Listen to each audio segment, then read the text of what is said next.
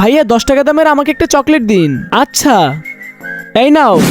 আরে সুফিয়ান, তুমি কি একা একা চকলেট খাবা? আমাদেরকে কি একটু খাবো না? আমি তোমাদেরকে আজকে না কালকে চকলেট খাওয়াবো। ঠিক আছে বাবা, আমি তো সুফিয়ান হানি, তাড়াতাড়ি দিয়ে দাও আমাকে মানি। সুফিয়ান, তোমার বাবা তো অনেক ধনী, তাও তোমার কেন চাই মানি? কারণ বাবা, আমি তো কালকে আমার 2টা বন্ধুকে চকলেট খাওয়াবো। ও এই কথা, তুমি তাহলে আমাকে আগে বলবে না? আচ্ছা, এই নাও টাকা। আই লাভ ইউ বাবা, তুমি অনেক ভালো। ভাই চকলেট দেন, কিন্তু আজকে একটা না 3টা দিবেন। আচ্ছা ভাইয়া। এই নাও ভাইয়া।